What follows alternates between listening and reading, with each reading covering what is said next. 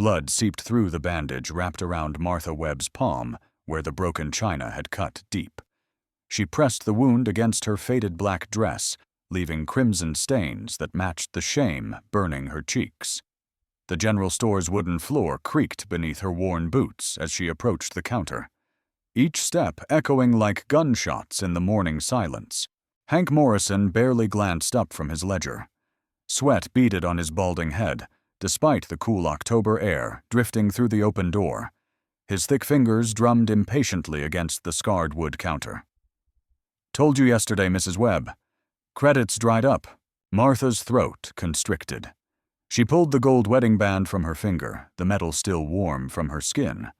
Thomas had slipped it there 3 years ago in the little church back in Ohio. Before the fever, before the bills, before everything fell apart, like morning frost under harsh sun. "It's real gold," she whispered, placing the ring on the counter between them. "Came from my grandmother's jewelry box." Morrison squinted at the band, turned it over once, then pushed it back toward her with his stubby finger. "Gold don't put food on tables, Mrs. Webb. What I need is strong backs for harvest season, not pretty baubles." The bell above the door chimed. Martha didn't turn around, too focused on willing Morrison to show mercy. Her empty stomach cramped with hunger. 3 days since she'd eaten anything more substantial than wild berries found along the creek bed. "Problem here, Morrison?" The voice belonged to a man deep and weathered, like old leather. Martha finally turned. He stood just inside the doorway, tall and lean, with gray threading his dark hair. His clothes were practical but well-maintained. Canvas trousers, blue flannel shirt, leather vest darkened with age and use. Not a townsman, she realized. A rancher, maybe, or a man who spent his days under open sky. "No problem," Ezra Morrison replied, his tone shifting to something closer to respect. "Just explaining to the lady that we trade in work, not jewelry." The stranger's eyes, blue as winter sky, took in Martha's hollow cheeks and trembling hands. His gaze settled on the ring, then moved to her face with careful assessment. "Wedding band," he observed quietly. Martha nodded, not trusting her voice. "Morrison, give the lady provisions. Put it on my account." "Now, Ezra, that's not how business works." "My account," Ezra repeated, his tone cutting through Morrison's protests like a blade. To Martha, he said, "Ma'am, I don't mean to presume, but gold isn't currency out here. People are." She stared at him, certain she'd misheard. "I beg your pardon. Name's Ezra Blackstone. I run cattle up north of town." He gestured toward the mountains visible through the store window. "Lost my cook last month when she took sick. Got 15 hands who can brand a steer, but can't boil water without burning it." Martha's pulse quickened. She'd cooked for Thomas's lumber crew back in Ohio, fed 20 men on beans and hope when money ran short. "I can cook. Then we might have a bargain." His expression remained neutral, but something flickered in his eyes. "Room, board, and wages. Honest work, for honest pay." Morrison began filling a basket with cornmeal salt pork and dried beans, his movements grudging, but swift. As he worked, Ezra studied Martha with the same careful attention she'd seen him give the ring. "When did you last eat a proper meal?" Pride flared in her chest. "That's not your concern, Mr. Blackstone. It is if you're going to work for me. Can't have you fainting over the stew pot." His tone held no mockery, just practical consideration. "Mrs. Patterson runs the boarding house. She serves decent noon meals. You eat, rest up, and I'll fetch you with the wagon at sundown." "I haven't accepted your offer." "No, ma'am, you haven't. But you're considering it, else you'd have walked out by now." He placed coins on the counter for Morrison. "For Mrs. Patterson," he told the storekeeper. "See the lady gets there safe." At the door he paused. "Keep your ring, Mrs. Webb." "How did you know my name?" "Small town. Word travels." His expression softened almost imperceptibly. "Out here we don't trade away our memories. We just learn to carry them different." After he left, Martha stood clutching the basket and the ring, watching through the dusty window as Ezra Blackstone mounted a black gelding with easy grace. He sat for a moment looking back at the store, then touched his hat brim and rode north in a cloud of dust. Ezra Blackstone's a fair man, Morrison said grudgingly. Pays his debts, treats his people decent. Could do worse than working for him. Martha nodded, but her mind was spinning. She'd come to town ready to trade her last connection to Thomas for bread.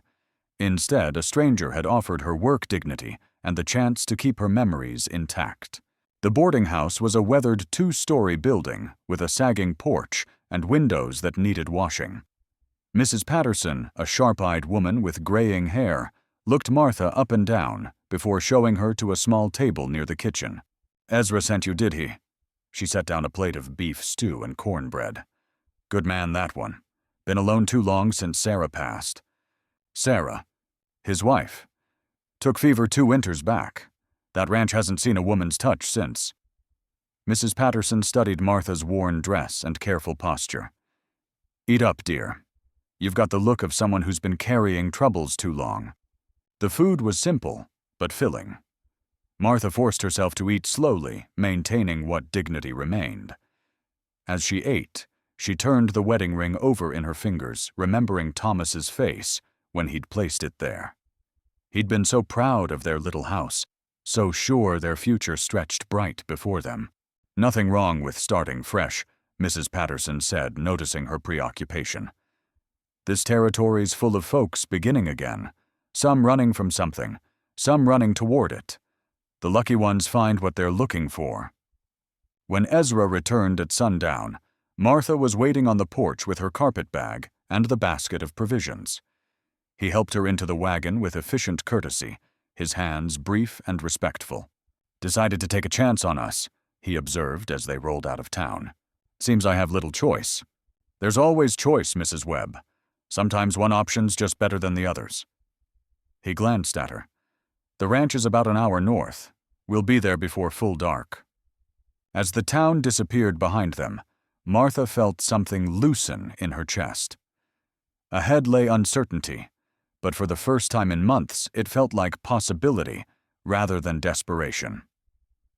The ring in her pocket seemed lighter somehow, no longer an anchor to the past, but a compass pointing toward whatever came next. The Blackstone Ranch spread across the valley like a promise carved from wilderness. Martha counted 3 main buildings, a substantial house with a wide porch, a weathered barn, and what appeared to be a bunkhouse. Smoke rose from multiple chimneys, and she could see figures moving among a corral of horses in the fading light. Been building it for 12 years, Ezra said, following her gaze. Started with nothing but a mule and a dream.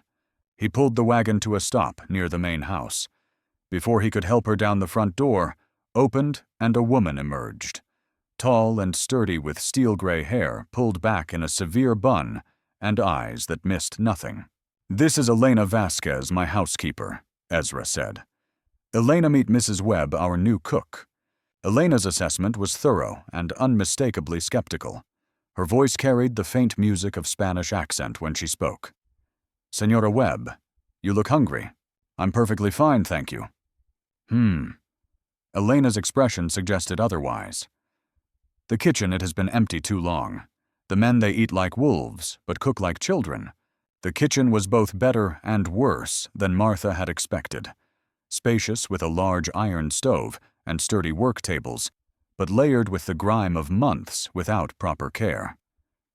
Burnt pots filled the sink, and the smell of scorched food lingered in the air. I'll show you your room, Elena said, leading her through a door off the kitchen. The space was small, but clean, with a narrow bed washstand and window overlooking the corral. Tomorrow you cook breakfast at 5.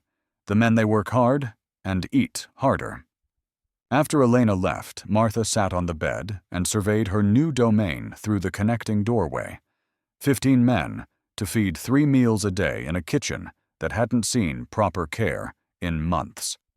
Back in Ohio, she'd managed Thomas's crew with half the equipment and twice the organization. She rolled up her sleeves and went to work. By midnight, she'd scoured the worst pots, swept the floors, and taken inventory of supplies. The pantry was better stocked than she'd expected.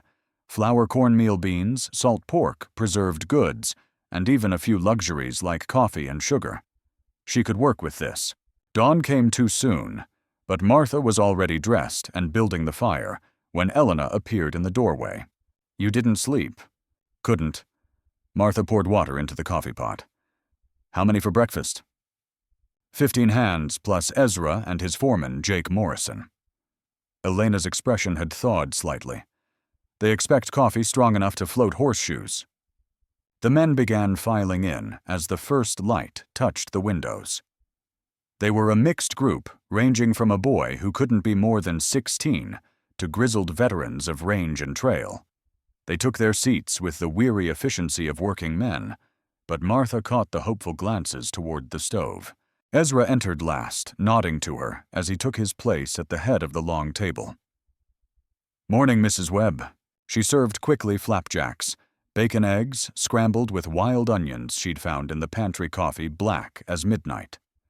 The first bite was met with silence. Then the youngest hand, a tow-headed boy named Pete, made a sound that was almost a moan. "Ma'am, this is actual food." The approval was immediate and unanimous. Plates emptied faster than she could refill them, and when she brought out the second batch of flapjacks, grown men nearly came to blows over the last one. "Fine meal, Mrs. Webb," Ezra said as the hands filed out to begin their day. "First real breakfast this kitchen's seen in months. It's just cooking, Mr. Blackstone." "No, ma'am, it's not." His eyes held something she couldn't quite read. "It's the difference between surviving and living." The days fell into rhythm. Martha rose before dawn, fed the hands, cleaned the kitchen, prepared the noon meal, then started dinner.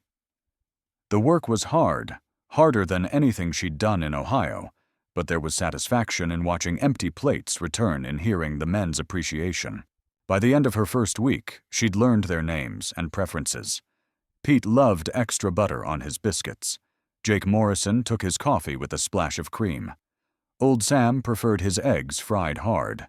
Small details that transformed feeding time from chore to care. It was Elena who first tested her resolve.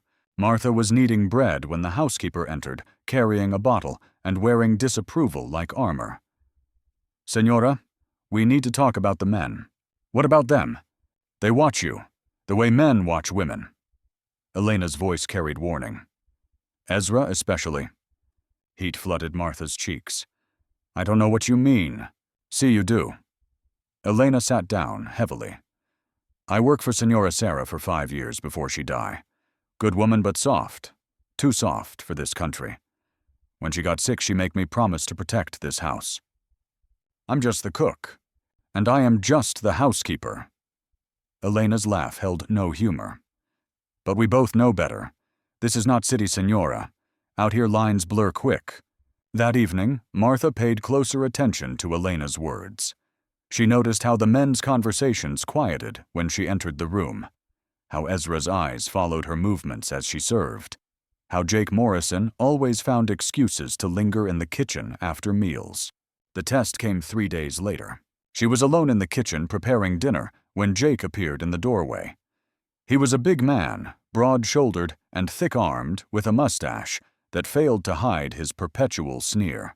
"Smells good in here," he said, but his eyes weren't on the stew. "Dinner's not ready yet." He stepped closer. "Wasn't talking about the food." Martha's hand found the knife she'd been using to cut vegetables.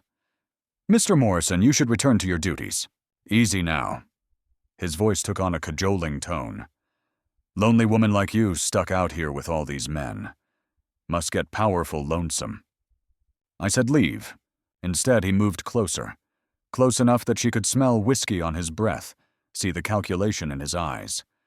His hand reached toward her arm. The knife was in her hand before she realized she'd moved its point, pressing against his throat, just hard enough to draw attention. "Mrs. Webb asked you to leave." Ezra stood in the doorway, his voice calm but carrying undertones that made Jake step back quickly. "Boss, You were just leaving." Ezra's tone brooked no argument. "And Jake find another job. You're not needed here anymore." After Jake left, cursing under his breath, Ezra turned to Martha. She was still holding the knife, her hand trembling slightly with reaction. "You all right?" "Fine." She set the knife down carefully. "I can take care of myself." "I can see that." There was approval in his voice. "But you shouldn't have to. This is my ranch, my responsibility." She met his eyes directly. "I won't be driven off." "Good."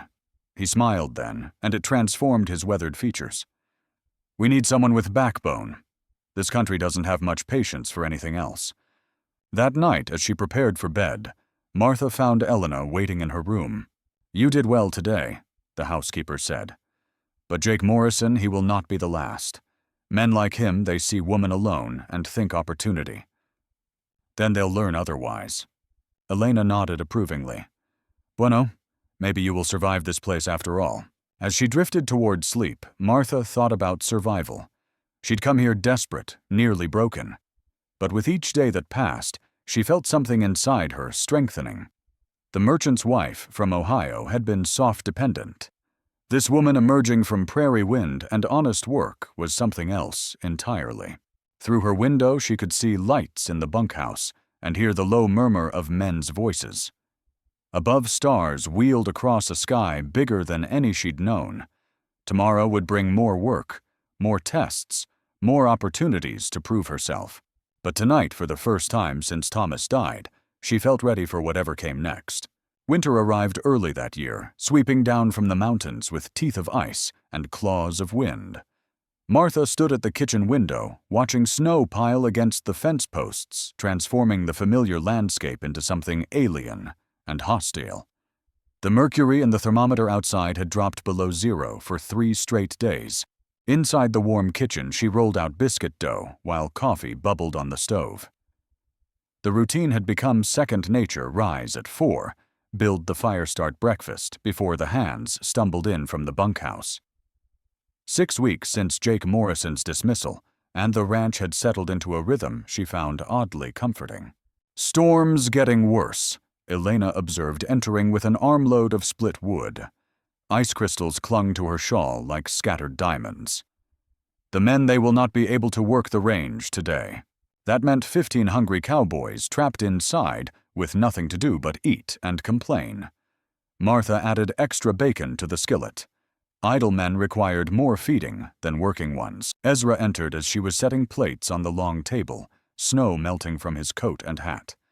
His face was grim beneath the frost coating his mustache. "Lost contact with the north pasture," he announced. "Telegraph lines are down, and the trail's blocked. Got 40 head up there with no shelter."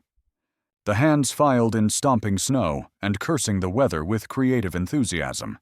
Martha served quickly, noting the tension in their shoulders, the way they glanced toward the windows where wind howled like something alive and angry. "Boss," said Tom Bradley, the oldest of the crew, "that snow keeps up, we'll lose them cattle for sure. Should have moved them to the South Range last week." "Hindsight's a fine thing, Tom."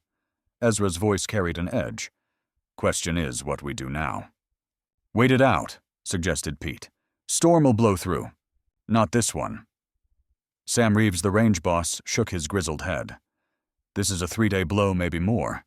Them cattle'll freeze where they stand."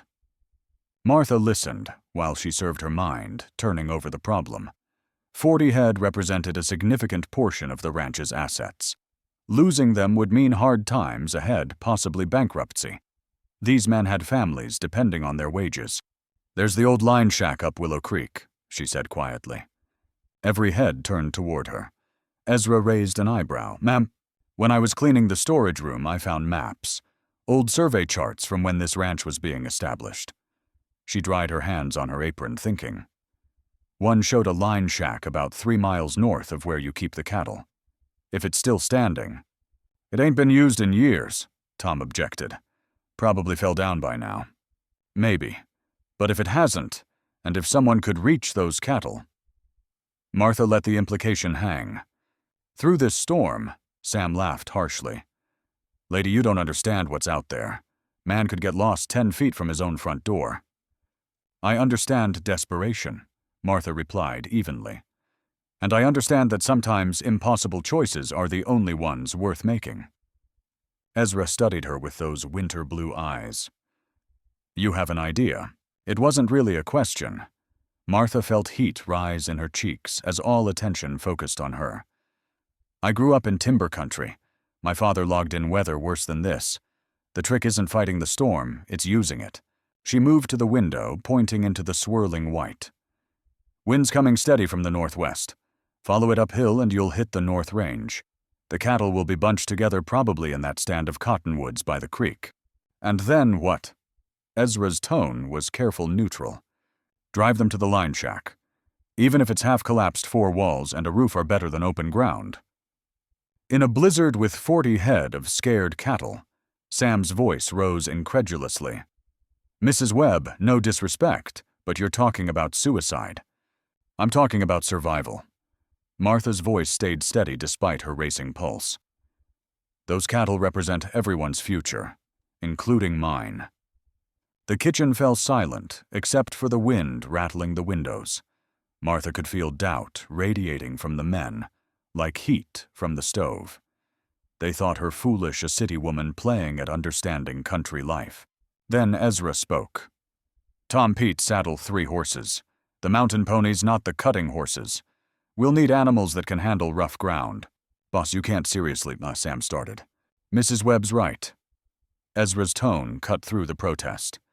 We can't afford to lose those cattle, and sitting here waiting won't save them. As the men filed out to prepare, Martha found herself alone with Ezra. He stood by the stove coffee cup, warming his hands, eyes fixed on something beyond the frost-covered window. You don't have to do this, she said quietly. Yes, I do. He turned toward her. This ranch is all I have left. Without it, he didn't finish, but Martha understood. The ranch wasn't just Ezra's livelihood, it was his identity, his purpose, his reason for continuing after Sarah's death. Losing it would destroy something in him that might never heal. Then be careful, she said. Come back. Something shifted in his expression. That an order? It's a request. From someone who's already buried one good man. He stepped closer, close enough that she could see the gold flecks in his blue eyes, smell the coffee on his breath. For a heartbeat, she thought he might reach for her. Instead, he nodded once. I'll come back. They rode out an hour later, 3 figures disappearing into the white curtain of falling snow. Martha stood at the window until they vanished completely, then turned back to her kitchen. Work was the only remedy for worry. She baked bread, prepared a massive pot of stew, and set coffee to brewing in quantities that would satisfy an army. When the men returned, and she refused to consider if they returned, they'd be frozen to the bone, and hungry as wolves. Elena found her scrubbing an already spotless counter for the 3rd time. Senora, you will wear away the wood. I need to stay busy. But busy is different from frantic. Elena settled into a chair with her mending. Tell me about your husband. The request caught Martha off guard. Thomas, you speak his name like prayer. He was good man. Martha's hands stilled on the counter. He was. Gentle, hard-working, always saw the best in people. He would have liked Ezra. And Ezra, what would your Thomas think of him? The question hung in the air between them. Martha felt her cheeks warm. I don't know what you mean. Elena's smile was knowing. You watch Ezra the way I watch storm clouds, like something that might bring blessing or disaster, but cannot be ignored. Before Martha could respond, the kitchen door burst open. Pete stumbled inside, ice coating his clothes and panic in his young eyes. Ms. Webb, Elna, we need help. Martha's heart clenched. What happened? Found the cattle, but the line shack's gone. Collapsed last spring, probably. Boss sent me back for supplies while him and Tom try to keep the herd together. The boy was shaking, whether from cold or fear, Martha couldn't tell. She poured hot coffee into his hands and began gathering supplies, blankets, rope lanterns, food. How bad is it out there? Bad as I've seen. Can't see 20 feet in any direction. If they lose track of those cattle. He didn't finish, but Martha's imagination supplied the rest. Men and animals dying frozen in the storm, their bodies not found until spring thaw revealed the tragedy. Elena, help me load the sled, Martha commanded, already pulling on her heaviest coat. Senora, no, too dangerous. Those men need supplies, and Pete's too exhausted to make another trip. Martha wrapped a scarf around her throat. I know these storms. I can find them. You're the cook, not a cowhand. I'm whatever I need to be. The wind hit her like a physical blow when she stepped outside, driving snow into her eyes and stealing her breath. Pete had hitched 2 horses to the small supply sled, their heads down against the storm. Martha climbed onto the driver's seat and took the reins with numb fingers. "Stay close to the fence line," Pete shouted over the wind. "When it turns north, follow it up the ridge. But Mrs. Webb, if you get lost." "I won't get lost." She hoped she sounded more confident than she felt. The journey became a nightmare of white blindness and biting cold. The horses struggled through drifts that reached their bellies, following fence posts that appeared and disappeared like ghosts in the swirling snow. Martha's hands, even inside thick gloves, ached from gripping the reins. Her feet had lost feeling entirely, but she pressed on, driven by something stronger than fear. These men had become her family, this ranch her home. She wouldn't let them die for want of help she could provide. The fence line ended at a gate barely visible in the storm. Beyond lay open range and certain death for anyone foolish enough to venture into it without landmarks. Martha paused, wiping snow from her eyes, trying to remember the map she'd seen. A sound reached her through the wind cattle, lowing the sound of distress and fear. She turned toward it, urging the reluctant horses forward. She found them in a cluster of cottonwoods exactly where she'd predicted 40 head of cattle pressed together for warmth, with 2 ice-covered figures on horseback, trying to keep them bunched. One of the riders spotted her and came toward the sled. "Martha!" Ezra's voice was hoarse from shouting over the storm. "What are you doing here?" "Bringing supplies." She had to yell to be heard. "The line shack." "Gone. Roof collapsed, walls down. We're trying to drive them back, but they won't move in this wind." Tom appeared beside them, ice hanging from his mustache like icicles. "Mrs. Webb, you shouldn't be out here. It's too dangerous." "We're all out here," Martha replied, "and we're all getting back together." She studied the cattle, the lay of the land, the direction of the wind. An idea began forming, desperate but possible. "The ravine," she said suddenly. "About a quarter-mile east. It cuts down toward the home range." "Too steep," Tom objected. "Cattle would never make it." "Not the main ravine. The side cut where water runs in spring. It's shallow, protected from wind." Martha turned to Ezra. "Drive them into it. The walls will block the worst of the storm." Ezra stared at her through the swirling snow. "That's assuming we can find it in this." "I can find it. I studied those survey maps for hours." "Martha, trust me." The 2 words hung between them, carrying weight far beyond the immediate crisis. Martha saw the moment Ezra made his choice, saw doubt replaced by determination. "Tom, help me get these cattle moving. Martha, you lead." What followed was the longest hour of Martha's life. She drove the sled through howling wind and blinding snow, following instincts she didn't fully trust, while behind her 40 head of cattle and 3 determined men fought their way across the frozen landscape. When the ravine finally appeared, a dark slash in the white wilderness, Martha nearly sobbed with relief. The cattle smelled shelter and moved into it, willingly crowding together in the protected space, while the men positioned themselves to prevent any from wandering back into the storm. "How far to the ranch?" Ezra shouted over the wind. Martha checked the landmarks she could barely see. 2 miles. Maybe less. They made it in just over an hour, the ravine leading them down toward familiar ground. When the ranch buildings finally appeared through the snow, Elena was waiting on the porch with lanterns and blankets, and expressions of profound relief. The cattle were driven into the largest corral and fed hay, while the humans stumbled into the warm kitchen. Martha's legs gave out as soon as she stepped inside, the accumulated exhaustion and fear finally overwhelming her. Ezra caught her before she could fall, his arms strong and warm around her shaking body. For a moment she let herself lean against him, drawing strength from his solid presence. "You saved us," he murmured against her hair. "Saved the ranch, the cattle, all of it." "We saved each other," Martha corrected, pulling back to meet his eyes. "That's what people do." Later, after the men had been fed and warmed and sent to rest, Martha stood alone in her kitchen. The storm still raged outside, but it no longer seemed threatening. They had faced it together and survived. Elena appeared in the doorway, carrying a cup of coffee laced with whiskey. "For the cold," the housekeeper explained.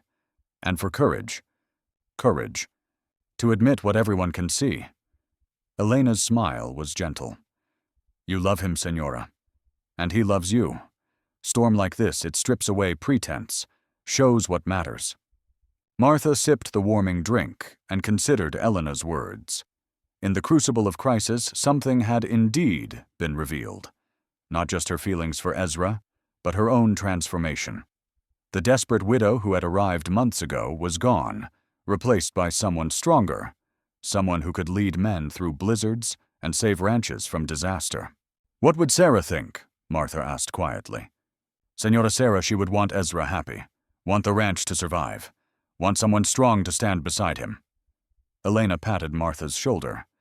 "She would approve, I think." Outside, the wind began to quiet, and Martha thought she could see stars appearing between the racing clouds. The storm was breaking at last. Soon there would be work to do, cattle to check damage, to assess plans to make for the future.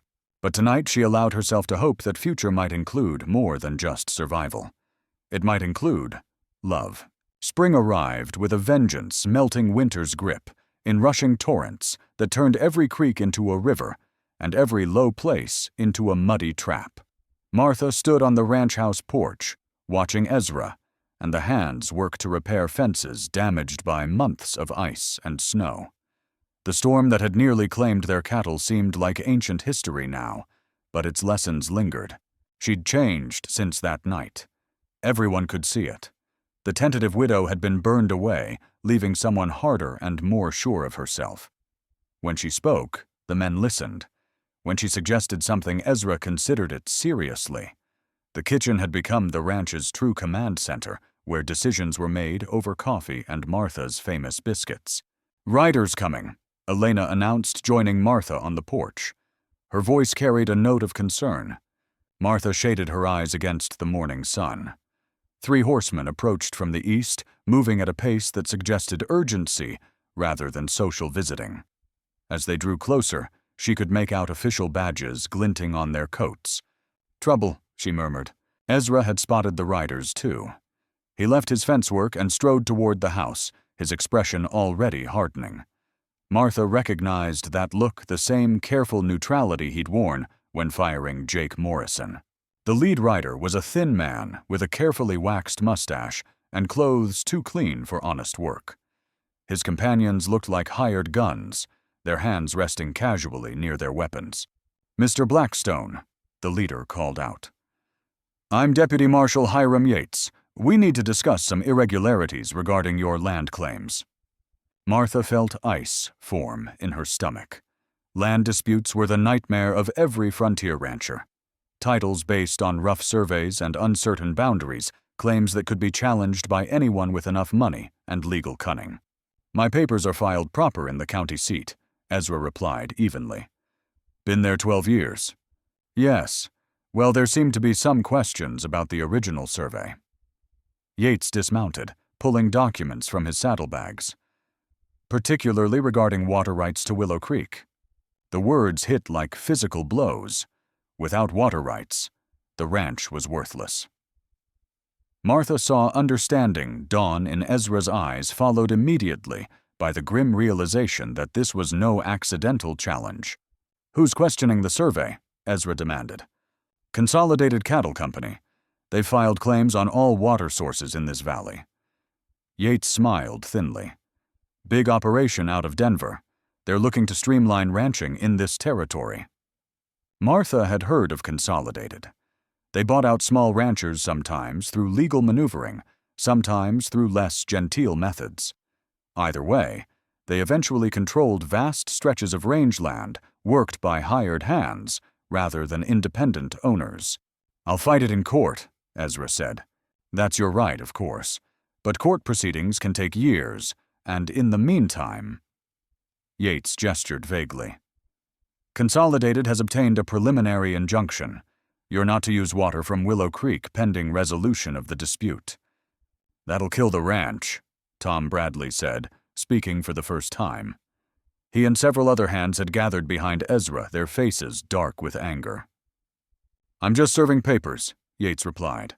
"What happens next is up to the courts." After the officials left promising to return with enforcement if necessary, Martha found Ezra sitting alone in the ranch office.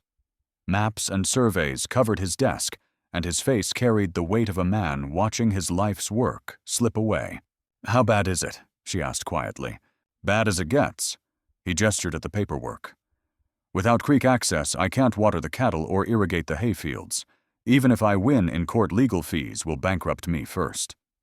Martha studied the maps, her mind racing. She'd grown up around her father's business dealings, had learned to read the subtle signs of financial maneuvering. This felt orchestrated, too convenient to be coincidence. "Someone's been planning this for a long time," she said finally. Ezra looked up sharply. "What do you mean? Think about it. Jake Morrison shows up here just before winter causes trouble, gets himself fired. Then a blizzard hits, nearly costs you the cattle. Now this legal challenge appears right as spring work begins." Martha pointed to the surveys. "Someone's been studying your operation, looking for weaknesses.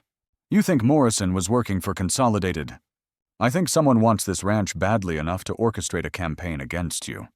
Question is, what are you going to do about it?" Ezra's laugh held no humor. "Fight it in court, and go broke or sell out to Consolidated for whatever they're willing to pay. Those are my choices." "No." Martha's voice carried iron certainty. "Those are the choices they want you to think you have." Over the following days, Martha threw herself into research with the intensity of a woman whose own future hung in the balance. Because it did, she'd come to love this ranch as much as Ezra did, had invested her heart in its survival.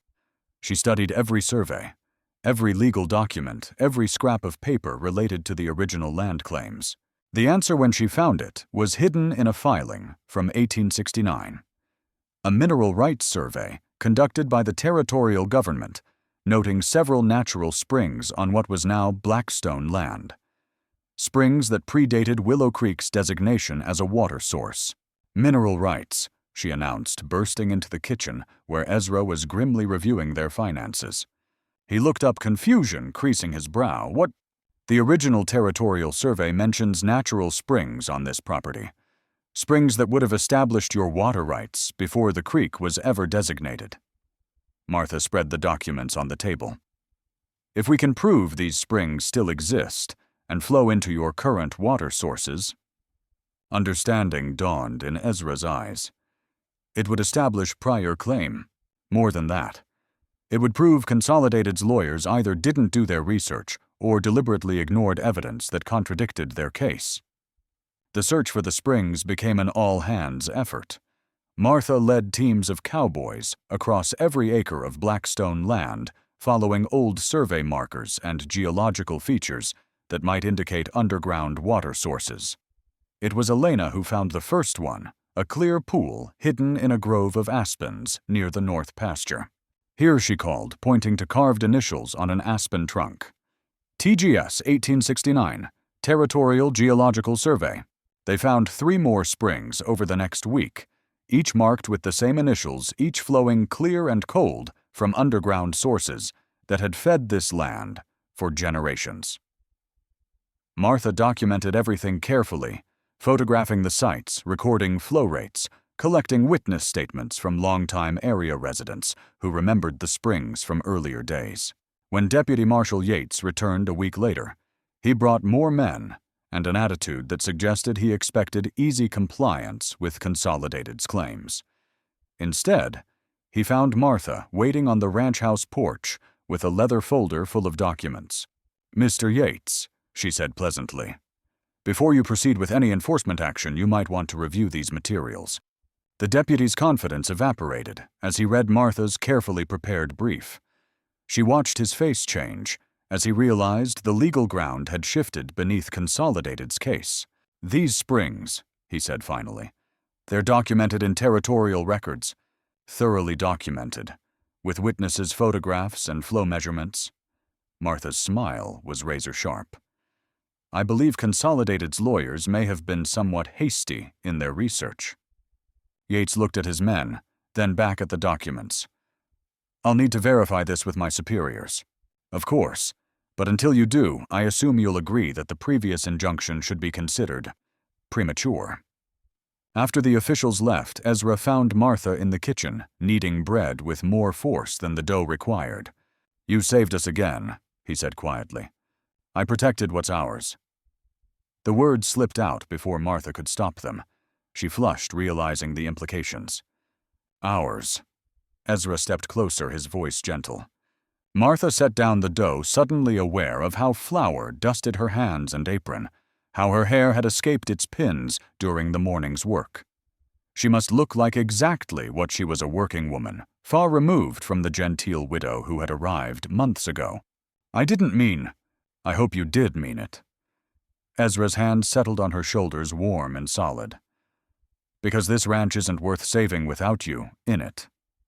The words hung between them, honest and vulnerable.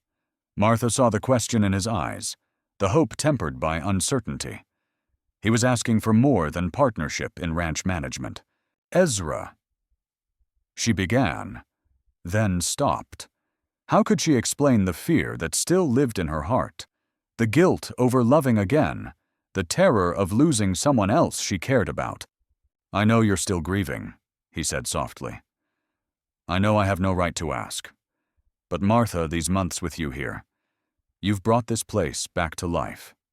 You've brought me back to life." She thought of Thomas then, of the gentle man who had loved her completely, but briefly. Would he want her to remain frozen in mourning, or would he want her to embrace whatever happiness she could find? "I'm scared," she admitted. "So am I." Ezra's smile was crooked, uncertain. "But I'm more scared of losing you than I am of loving you." When he kissed her, it felt like coming home to a place she'd never been. Martha let herself lean into him, flour-dusty hands fisting in his shirt heart, opening to possibilities she'd thought lost forever. They were interrupted by a commotion in the yard horses arriving at speed voices calling out in alarm. Ezra and Martha separated reluctantly as Tom Bradley burst through the kitchen door. "Boss, Consolidated Riders, maybe 20 of them heading this way fast. They've got torches." The siege of Blackstone Ranch began at sunset. Martha watched from an upstairs window as armed riders surrounded the buildings, their torches casting dancing shadows against the gathering darkness. These weren't lawmen come to serve papers. They were hired guns intent on driving the Blackstones off their land by force. "Stay away from the windows," Ezra commanded, checking his rifle. "They're trying to scare us into running." "Will it work?" Pete asked, his young voice tight with fear. Martha looked around the room at the faces of men who had become her family. Tom Bradley, grizzled and steady. Sam Reeves, cantankerous but loyal. Pete, barely old enough to shave, but already possessing a cowboy's courage. Elena, grim-faced but determined. They were outnumbered, but they were fighting for their home. "No," she said firmly. "We don't run." The first shots came an hour later, shattering windows and splintering the porch railings. The defenders returned fire from prepared positions using their knowledge of the terrain to maximum advantage. Martha found herself reloading weapons and tending wound skills she'd never expected to need, but accepted as part of her new reality. The battle raged through the night. The attackers tried to burn the barn, but Elena's well-aimed rifle shots drove them back. They attempted to storm the house, but concentrated defensive fire from the upstairs windows turned them away.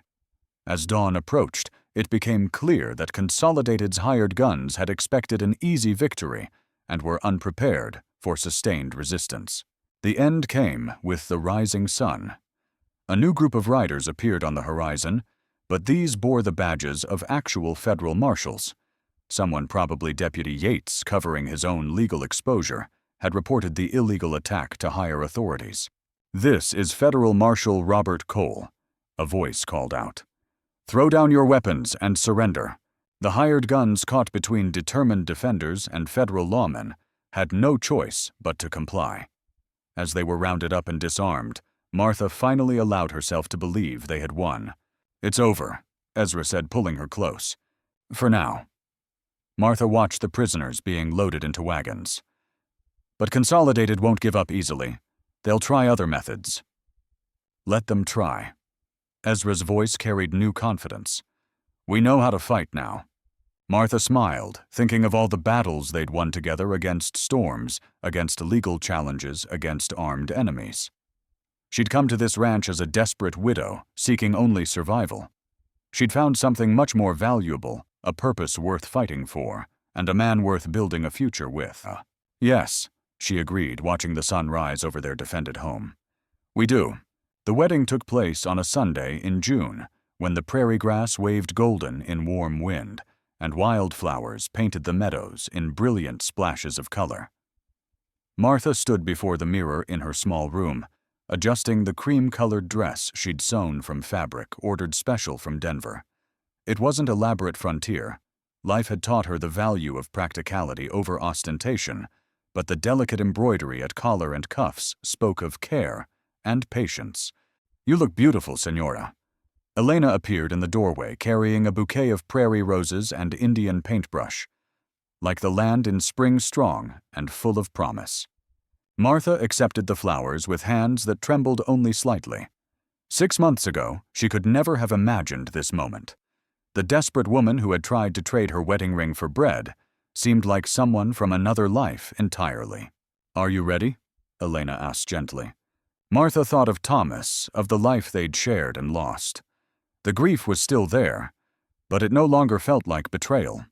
She'd learned that the heart was larger than she'd known, capable of holding multiple loves without diminishing any of them.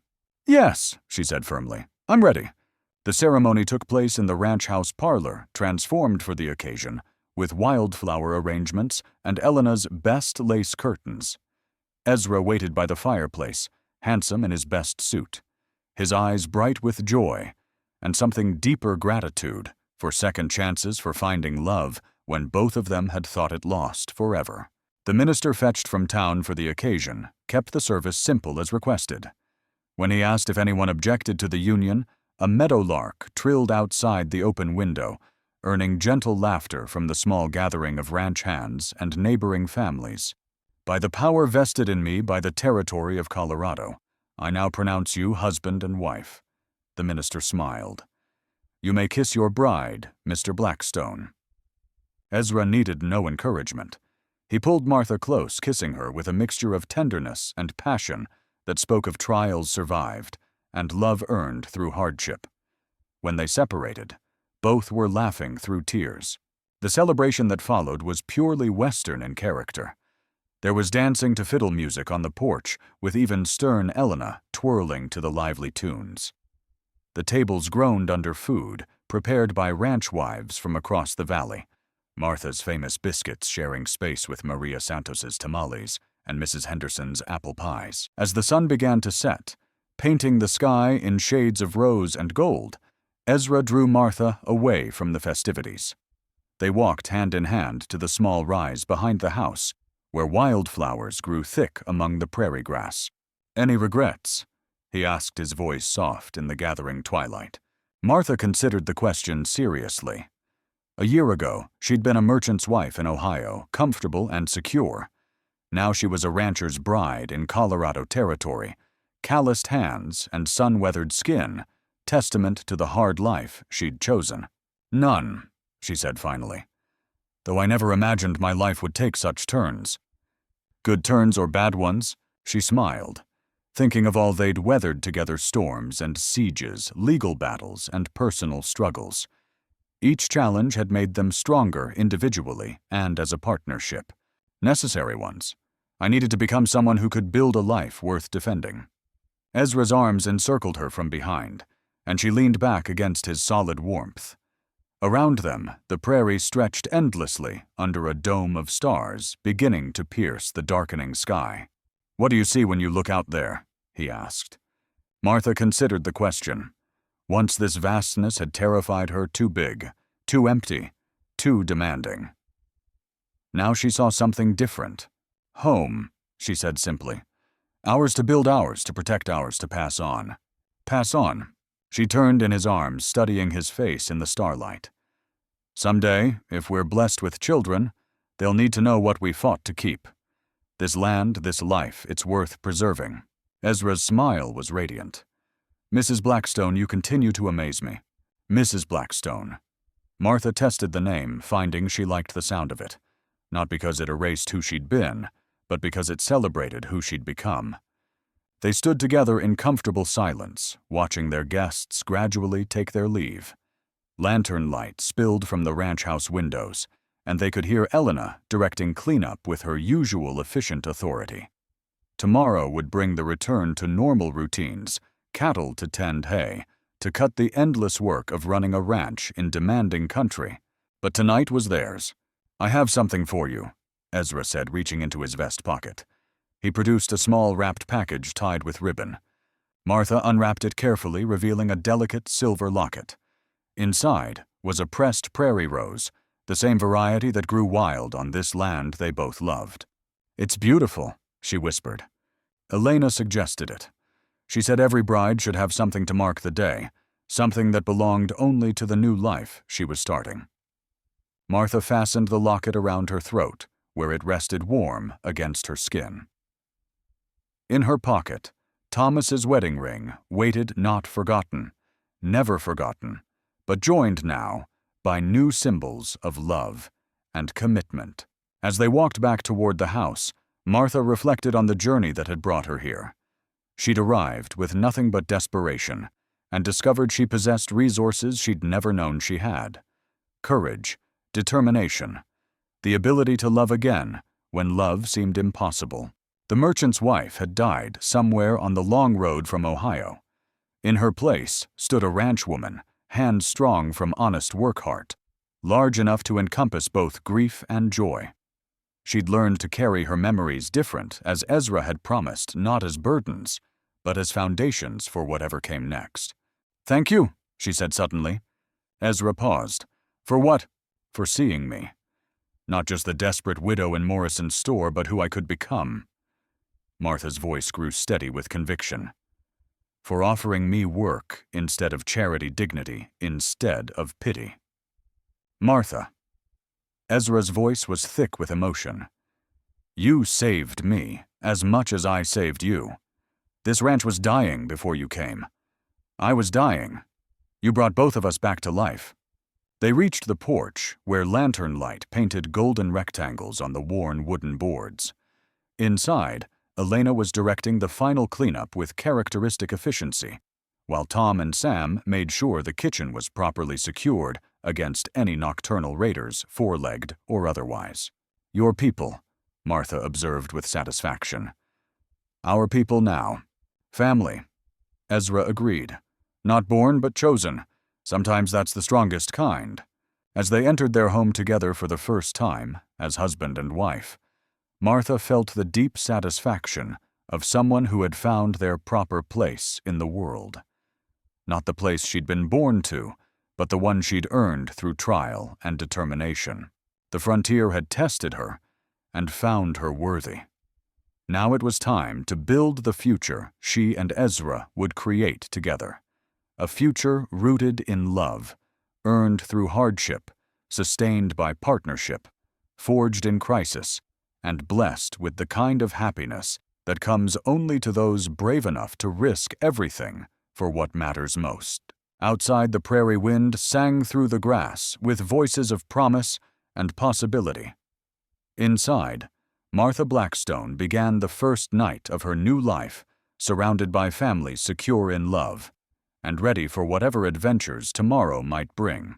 The gold ring in her pocket had brought her here, but it was courage that had kept her love, that had sustained her, and hope that would carry her forward into all the tomorrows yet to come. In the end, she'd traded desperation for dignity, loneliness for love, and mere survival for a life worth living. It was, she thought, as she drifted toward sleep in her husband's arms, the best bargain she'd ever made. The story was complete, not because it ended, but because it had found its proper beginning.